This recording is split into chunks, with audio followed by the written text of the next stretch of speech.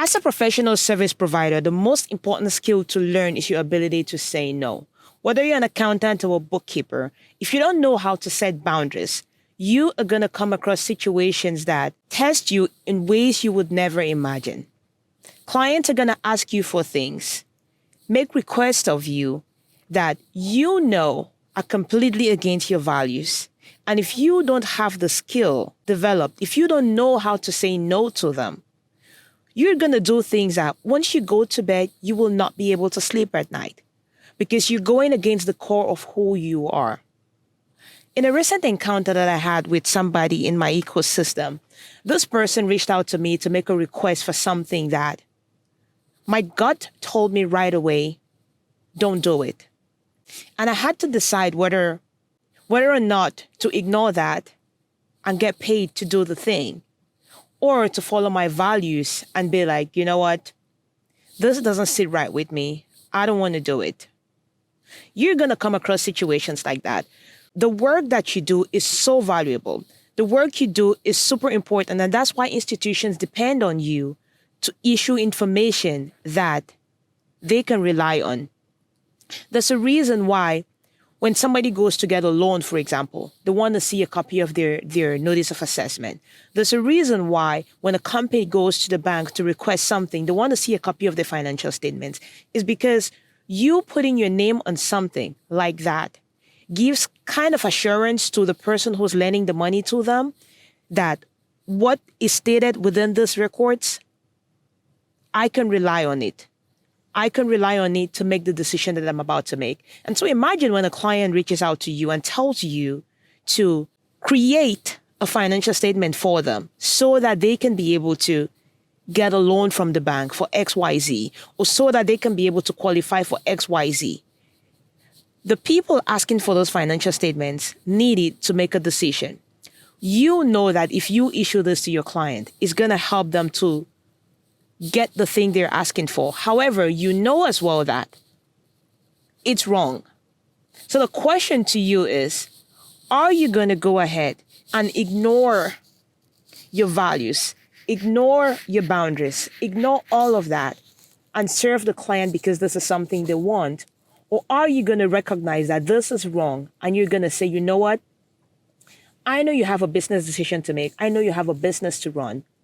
But this doesn't sit well with me, and so I can't do it for you. Which are you going to do? What are you going to do? Which accountant or bookkeeper are you going to be? Are you going to be the person who says yes to every single request that the client sends to you? Or are you going to be the person who recognizes that certain things go against every ethic, every value, every moral, everything that you stand by? And are you going to say no to them? This is going to come up more times than you care to imagine. Hopefully it doesn't come up for you, but it's gonna come up, right? And so the test becomes, what is the business you're building? Who are you? And are your clients aware that when you put your name on something, it means something? Because it's supposed to mean something. The public depends on you, especially if you're a public accountant. I don't even want to go into the people who are public accountants because they already know this. But the rest of you who are accountants and bookkeepers, I hope you do understand that people rely on the information that you provide. And so you have to learn how to follow your gut instincts. When something doesn't sit right with you, it's not because a client is requesting this that you're just going to go ahead and do it. If a client makes a request of you that you know is wrong, be bold enough to tell them, you know what? I can't do that for you for this and this and this reason. And here's the thing. If your client insists on doing it that way, you need to pull yourself out of that situation. You need to pull yourself out of it. So here's the thing that happened specifically for me. This person reached out to me. They were going to qualify for some bursary somewhere. And they needed to show financial statements from a couple of years back, which do not exist.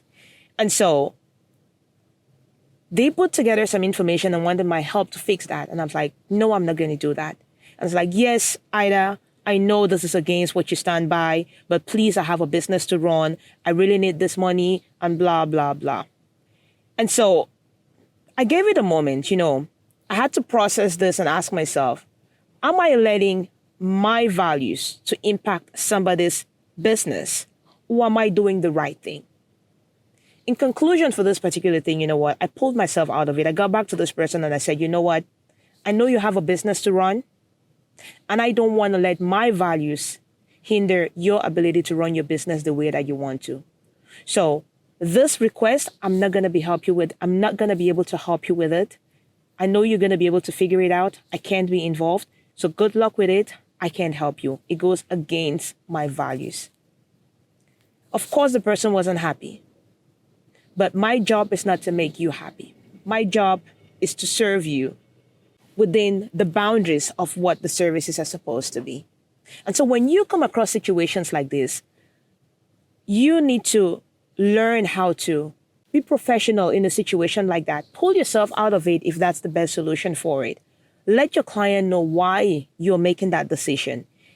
Use my story, use my example, see how you can use this in your particular situation, because things like this are going to continue to come up. And if you go against every value that you stand by, if you go against who you are to make somebody happy, guess what? When you get to your room at night, when you put your head on your pillow, you will hate yourself for doing what you know you shouldn't have done. And maybe it's just a thing for me. Maybe it's just an either thing where I truly, truly stand by my work. But I hope it is the same for you. At least if you're my audience and you've been listening to me, I hope you truly would do exactly the same thing in this situation. Pull yourself away from that situation. For me, the most